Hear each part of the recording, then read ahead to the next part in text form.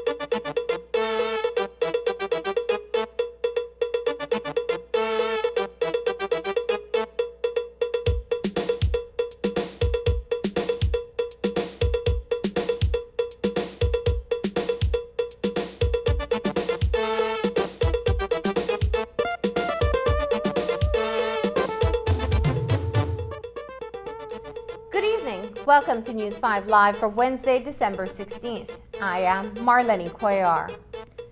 The fight against COVID-19 is an ongoing battle that sees many frontline workers being exposed to the dreaded illness. While we have covered many stories on the ravages of the pandemic from a socio-economic perspective, the stories of officers at the forefront of this effort have seldom been told. What we do know is that there are over 300 men and women from the Belize Police Department that are out sick, and their absence from active duty has placed a strain on the human resources output of the department. Tonight we begin with a look at the recovery of two well-known officers and what the department is doing to address the outbreak within its ranks. News 5's Isani Caetano reports. COVID-19 continues to wreak havoc within the ranks of the Belize Police Department, having claimed the lives of two officers since an outbreak was recorded within the force several months ago. Commissioner of Police Chester Williams has said quite openly that the men and women of law enforcement are those on the front line who are most exposed to the virulent disease, a malady that has seen the number of cops on active duty decline over the past few weeks. We continue to do our utmost best despite the fact that our human resources is down due to the COVID-19 virus. And while, yes, it is difficult for us, I must say that I'm grateful for the willingness and the dedication of many of our officers who, despite the fact that they know that they are putting themselves at risk, they come to work every day and are willing to give that extra to ensure that we fulfill our mandates. Among those officers who are committed to their responsibility to protect and serve is Superintendent Raimundo Reyes. He was away from work for 5 days when he contracted the virus. Where he got it from is still unknown to him. It was something that commenced that with a sore throat. It had slight fever, and based on that I decided to visit the San Ignacio Community Hospital, where a rapid test was done, and the following day I was notified that in fact I was already infected with the COVID-19 virus, so I was quarantined for a period of 14 days. Coming down with the illness around that same time was Woman Police Constable Jenny Bonilla. The prevalence of COVID-19 within the workplace, as well as its pervasiveness in the field, also makes it difficult for Bonilla to trace her exposure. I was out for 14 days, and the virus for me started off with more of feeling weak. Like, I felt like as if though I was like really tired.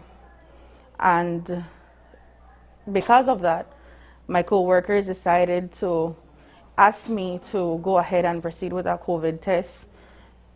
And when I did a rapid test, so I got the results the same day, and I found out that I was COVID positive. After that, the fever came and the ache, back pain, which was the worst part of it all to me. That's the worst symptom. For Senior Officer Reyes, his bout with COVID-19 was severe. Unlike others who are asymptomatic, his was a full-on attack of the disease. I had the full effects of COVID, we could say, in that I had the sore throat, fever, body ache is what actually kills you. Being in your bed without moving, trying to grasp your breath and so forth. So, but thanks to medication provided from the hospital and also remedies from your home, it actually helped me to come back. And I have been cleared and returned back to work yesterday in my full capacity.